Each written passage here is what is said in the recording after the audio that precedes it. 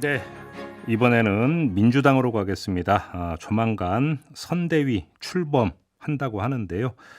과제가 여러 가지가 있죠. 뭐 정책 개발해야 되는 문제도 있고 원팀 구성 문제도 있고 여러 가지 문제가 있는데 이런 문제 한번 종합적으로 이분께 여쭤보도록 하겠습니다. 더불어민주당 5선 중진으로 경선 당시에 이재명 캠프에서 총괄 특보단장을 맡았던 분이죠. 안민석 의원 전화로 만나보겠습니다. 나와 계시죠? 네, 반갑습니다. 네, 안민석 안녕하세요, 의원입니다. 의원님. 선대위 출범일이 11월 2일로 확정이 된 겁니까?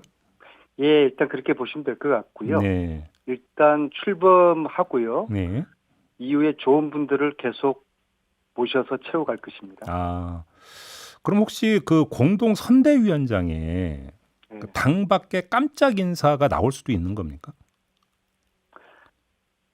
그럴 가능성이 있죠. 근데 제가 그걸 지금 말씀드리면은 깜짝 지명이 아니겠죠. 그래요? 양해해 주시기 바라겠습니다. 네, 그 그런데 참고로 이제 앞으로 네, 이 5개월 이제 150일 남은 이 선거 기간 동안은 이제 중원 전투가 중요하지 않겠습니까? 네, 중원으로 나가서 청년과 여성의 마음을 얻는 후보가 이길 것인데요. 저는 그러기 위해서는 고루한 인사들보다는 참신하고 유능한 외부 인사 영입을 하는 것이 꼭 필요하다고 생각합니다. 그러면 청년과 여성한테 어필할 수 있는 그 원외 인사 이렇게 정리하면 되겠네요, 의원님. 네, 저는 그렇게 알겠습니다. 기대하고 있습니다. 근데 그 전에 의원님께서 셀럽을 언급하신 적이 있습니다. 유시민 이사장을 포함한 셀럽들이 나서서 이재명 후보에 대해 반감을 갖고 있는 지지자들에게 적극적인 호소를 해줄 거라 기대하고 또 준비되고 있는 걸로 알고 있다. 이렇게 말씀하신 바가 있는데 유시민 전 이사장은 딱 잘라 정치 안 한다고 이야기했거든요. 이거 어떻게 된 얘기입니까? 네, 그 분들은 캠프에는 들어오지 않을 테고요. 네. 또 그건 또 바람직하게 보이지도 않고요. 음흠. 캠프와 당 밖에서 네. 우리 지지자들을 모으고 국민들에게 좀 지지를 호소하는 그런 나름대로의 역할을 각자의 위치에서 열심히 헌신적으로 해줄 것으로 그렇게 보고 있습니다. 그렇게 하실 거예요. 그 희망입니까? 계획입니까? 그렇게 하실 겁니다. 그렇게 하실 거 그 말씀이 그럼 뭔가 이야기가 되고 있다는 게 있다는 이야기인가요? 그분들이 네. 정권 교체되는 걸 그냥 두고 보지 않으실 분들이거든요. 그리고 우리가 지난 MB 박근혜 정부의 그 참혹한 시기를 경험을 했기 때문에 네. 그런 정치 세력에게 다시 권력을 준다는 것은 국민들에게 또 역사의 죄를 짓는 거 아니겠습니까? 네. 저는 가만히 있으라고 그래도 그런 분들은 역할을 헌신적으로 하실 분들이라고 봅니다. 알겠습니다. 지금 계속 그 일관되게 의원님께서 그분들이라고는 복수로 지금 말씀하고 계시는데 그러면 그분들을 구성하는 사람들 중에는 유시민 이사장 말고 또 누가 있습니까? 문성근 그 선배님도 계실 거고요. 예. 기본적으로 저희들에게 당내 여러 가지 정파가 있잖아요. 네네네. 정파를 떠나서 민주당 지지자들에게 그 좋은 평을 받고 있는 네. 비정치권 인사들이 있지 않겠습니까? 네네. 그런 분들이 총망라하는 그런 그룹들이 만들어지는 걸로 알고 있습니다. 만들어지는 걸로 알고 있다. 알겠습니다. 뭐 이건 희망 수준을 넘어선 말씀으로 그냥 이해를 하겠습니다. 그러면 네, 그렇게 이해하셔도 됩니다. 알겠습니다. 정책 관련 이야기로 좀 넘어갔으면 좋겠는데요. 일단 지금 이재명 후보하면 가장 먼저 떠오르는 건 기본소득 아니겠습니까? 근데 네. 송영길 대표가 어제 어떤 말씀을 했냐면 기본소득에 대해서 이건 장기적 과제다 이렇게 이야기를 했거든요. 네. 이걸 어떻게 해석을 해야 되는 겁니까? 이제 캠프가 구성되면은 캠프 내에 이제 정책 단위가 꾸려질 것이고요. 예. 그 정책 단위는 또 당의 민주정책연구원도 있고요. 또 정책위원회도 있고 또 상임위 관련 또 위원회가 있지 않겠습니까? 예. 그래서 어느 한 특정인의 후보도 아니고 당 대표도 아니고 시스템에 의해서 여러 정책들이 토론되고 취합되고 판단돼서 결정돼서 발표되는 그러한 시스템에 의해서 작동되는 정책 결정 과정들이 있을 거거든요. 네. 그래서 그런 것들을 좀 지켜보는 것이 필요할 것 같습니다. 근데 제가 이 질문을 드리는 특별한 이유를 아마 의원님도 아실 거라고 생각을 하는데요. 이재명 후보는 경선 과정에서 어떤 말씀까지 했냐면 전 국민 1인당 100만 원씩 지급하고 청년에게는 100만 원을 추가로 지급한다라는 구체적인 지급 계획까지 밝히지 않았습니까? 근데 당 대표께서 장기적 과제라고 한다면 이건 지금 뭔가 그 엇박자를 내고 있는 거 아닌가요? 기본소득이라는 것은 이제 이재명 후보의 그 브랜드 정책이라고 볼 수 있지 않겠습니까? 예. 그런데 이제 그것에 이제 속도의 문제에 있어가지고는 이견은 있지만은 그 방향에 대해서는 다 일치하는 것 같아요. 네. 그래서 송영길 대표가 하신 말씀도 당장에 전면적으로 시행하기는 현실적으로 어려운 그런 측면에서 방점을 두신 것이고 네. 그 자체를 반대하지는 않은 걸로 이해가 되거든요. 그렇다고 그러면은 이 속도 조절의 문제를 어떻게 할 것인가 그것은 이후에 캠프 정책 단위에서 전문가들과 함께 논의되고 결정될 것이라고 이렇게 보아집니다. 글쎄요. 이거는 지금 이 방송 듣고 계시는 우리 애청자 여러분들 어떻게 평가하실지 모르겠지만 100만 원씩 지급이라고 하는 것들은 집권 그 하면 이렇게 이제 그 이야기를 했던 걸로 제가 기억하고 있는데 송영길 그것도 대표의 이제 발언은 후퇴거든요. 이거는 그러면. 이제 후보의 이야기는 이제 임기 마지막 5년 차 네. 27년에 이제 마무리하는 그런 취지의 이제 이야기는 한 바가 있고요. 그거 역시도 후보가 누누이 이야기했던 것은 당장에 하자는 것은 아니다. 그런 이야기는 누누이 했다는 말씀을 꼭 드리고 싶네요. 알겠습니다. 하나만 더 여쭤볼게요. 관련해서 네. 이재명 후보가 이낙연 전 대표를 만난 다음에 이낙연 대표의 신복지 정책을 적극 수용을 하겠다라는 취지의 말씀을 하신 바가 있지 않습니까? 그런데 네. 이낙연 그 전 대표의 신복지 구상은 사실은 보편이 아니라 그 선별의 기초를 두고 있는 어떤 복지 그림이고 이재명 후보의 기본소득은 보편을 그러니까 그 토대로 두고 있는 복지 그림인데 이게 조화가 될 수 있는 겁니까? 저는 개인적으로 신복지 개념은 굉장히 필요하다고 보고요. 네. 이것은 이제 중산층을 확대하고자 하는 기본적인 취지를 갖고 있기 때문에 이번 대선에서도 결국에는 중도 싸움이 되지 않겠습니까? 특히 49대 51의 싸움이 된다고 보면은 네. 중도층을 확대하는 신복지 개념은 받아들일 필요가 있다고 보고요. 그리고 이제 후보께서도 이렇게 말씀을 하셨고, 단지 그걸 보시면 될 것 같아요. 이재명이라는 정치인을 보면은 진보도 아니고 보수도 아니고 실용을 추구하는 실용의 방점을 찍는 이제 그러한 정치적인 철학을 가지고 있어요. 즉 진보건 보수건 간에 예. 국민에게 도움이 되는 것이면은 한다. 이제 그런 취지니까 그것이 굳이 보편적, 선별적 그런 차원을 넘어서 뭐 그건 이제 가치와 철학의 개념이지 않겠습니까? 네. 그런 이분법적인 논리를 넘어서 국민들에게 필요한 실용적인 정책이라면 뭐든지 채택할 수도 있다. 네. 그것이 이제 이재명 후보의 입장이고 철학이라고 보시면 그 말씀은 충분히 성립될 수 있는 말씀이시긴 한데 근데 문제는 기본소득 하나만 가지고도 재원이 어디 있느냐라는 공격이 많이 들어왔는데 신복지 결합을 하면은 규모는 더 커지는 건데 재원 조달이 가능한 겁니까? 항상 뭐 재원 재달의 문제는 논란이 있는데요. 네. 신복지든 아니면은 또 기본소득이든 저는 앞으로 남은 150일 동안에 정책에 관련돼서 치열한 논쟁 그리고 비판 그런 과정을 통해서 이제 채워나가는 그리고 정책의 완성도를 기해가는 그러한 대선이 되었으면 좋겠습니다. 알겠습니다. 예, 지난 여야의 경선 과정을 보면은 이건 무슨 정말 부끄러운 그런 경선이었는데 이제부터라도 비전과 정책 그리고 희망을 줄 수 있는 네. 그러한 여야 후보 간의 경쟁이 되기를 바랍니다. 음식점 총량제 발언은 의원님은 어떻게 해석을 하셨어요? 이재명 후보의 의도를 어떻게 읽으셨습니까? 근데 이제 가볍게 보면요. 예. 저 이런 이야기를 백종원 씨가 진작에 했던 이야기거든요.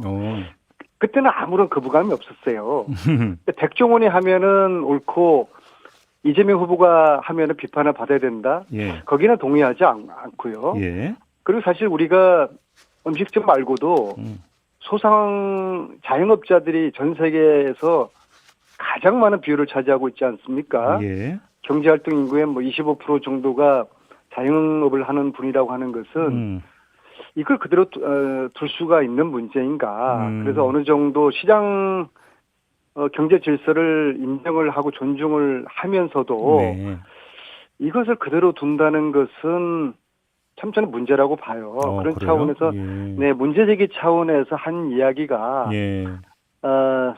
이렇게 뭐 야당이 과하게 비판을 해야 될 것인지에 대해서는 저는 동의하지 않고요. 단지 지금은 이제 후보 혼자밖에 없지 않습니까? 네네. 후보 홀로 지금 있는 건데 다음 주부터 선대위가 구성되면은 이러한 후보의 워딩이나 메시지가 시스템에 의해 가지고 토의되고 판단되고 걸러질 거예요.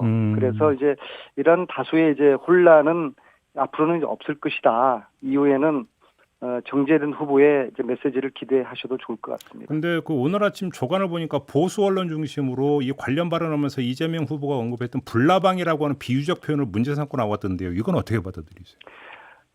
뭐 지금까지 보수 언론은 뭐라도 꼬투리 하나라도 잡아서 이재명 때리기에 아주 혈안이 돼 있지 않습니까? 예. 그래서 이런 뭐 표현 하나 가지고 언론이 마치 뭐 나라가 무너질 듯한 그것은 저는 뭐 알겠습니다. 그렇게 바람직한 건 아니라고 봅니다. 예, 요 문제 좀 여쭤볼게요. 지금 그 유한기 전 본부장이 황무성 전 그 성남도시개발공사 사장에게 사퇴를 종용하면서 시장님의 뜻, 뭐 시장님의 명 이런 걸 언급한 걸 두고 뭐 여러 가지 억측이 다 나오고 있는데요. 이걸 어떻게 읽어야 되는 겁니까? 황무성 씨 입장에서는 공채로 들어갔는데 예. 임기를 못 채우고 나오지 않았습니까? 네. 그리고 이제 본인 스스로가 그만두겠다는 것도 아니고 그냥 뭐 그런 상태에서 나왔으니까 예. 억한 심정이 있을 겁니다. 이재명이나 이재명 주위 사람들에게 좋은 감정은 아니겠죠. 예. 그러나 자신이 먹던 우물에 침을 뱉는 듯한 이런 뭐 은행은 저는 유감이라고 보고요. 네. 지금 말씀하신 김에 저는 대장동 이 사태를 그 넷플릭스 그 오징어 게임에 비유하면요. 예. 저는 곽상도 의원이 프론트맨 역할을 했다고 초기부터 지목을 해왔거든요. 네. 저는 여전히 그런 심정을 더 가지고 있고요. 그리고 이제 근거들도 몇 가지 있고요. 네네. 그러면 그런 맥락이라면은 프론트맨 곽상도 위에 VIP가 이재명인가? 이거 번지수를 잘못 잡은 것이죠. 그리고 황무성 씨 이 이야기가 이제 나온 것은 결국에는 대장동 사태를 이재명하고 연결시키려는 어떤 의도가 있는 그런 배우가 있다고 저는 생각합니다. 그러면 자연스럽게 이 타임에 황무성이라는 분이 나와서 이런 이야기를 하지는 않겠죠. 그러면 황무성 씨가 억하심정에 기초해서 지금 엮고 있는 거다 이런 해석이십니까? 간단히 정리하면 황무성 씨의 억한 심정과 네. 이재명을 대장동에 엮으려는 그런 세력들 간에 무슨 뭐 암묵적이거나 의도된 그 무엇이 있지 않나 뭐 저는 그렇게 의심할 수밖에 없죠. 어제 나온 이야기가 유한기 씨가 김만배 씨로부터 뭐 수억 뭐 더 구체적으로 2억을 받았다라고는 의혹이 제기된 건 어떻게 보세요? 그 의혹들은 뭐 지금 이 시국에서는 대장동 관련해 가지고 숱한 의혹들이 있거든요. 예. 그러니까 제가 그 의혹을 가지고 이런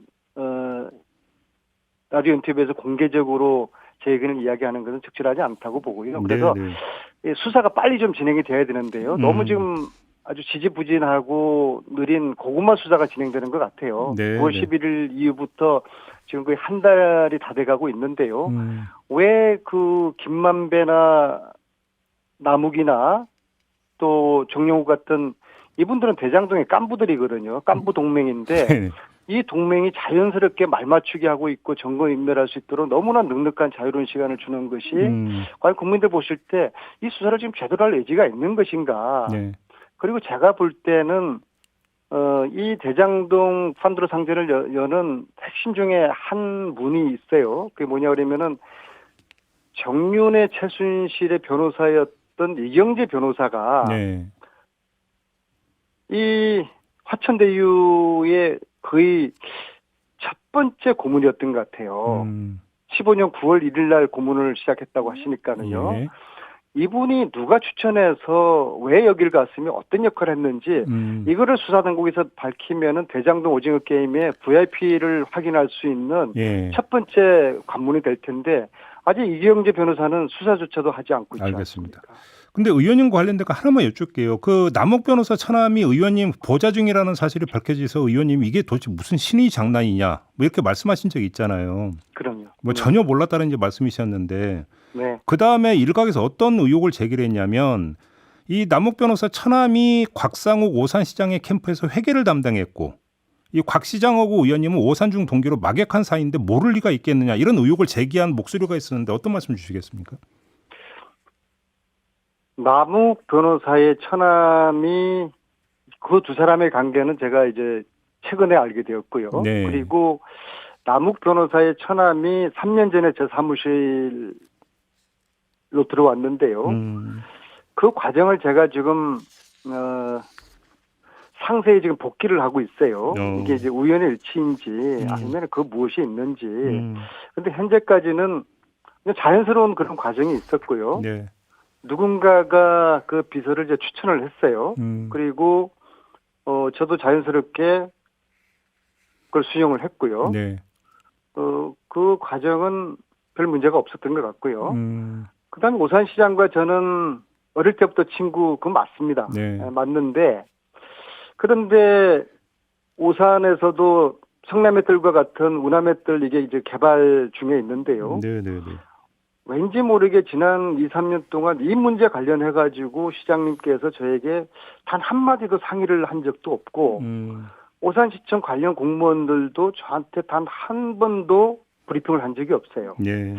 여기에 대해서는 저는 굉장히 의아하게 생각하고 저는 기본적으로 이건 뭐 도시개발 문제, 운암대 개발하는 거는 오산시 행정의 문제니까 네. 제가 관여할 문제는 아니지 않습니까? 네. 그래서 저는 그대로 지켜보고 있었는데 그래도 지금 와서 돌이켜보면은 왜 시장님이나 공무원들이 저에게 이것을 마치 감추듯이 단 한 번도 나에게 언급하거나 네네. 보고를 하지 않았을까. 그것은 저는 굉장히 좀 의구심을 갖고 알겠습니다. 있습니다. 시간이 다 돼서 여기서 마무리를 해야 되겠네요. 고맙습니다, 의원님. 네, 감사합니다. 네, 더불어민주당의 안민석 의원이었습니다.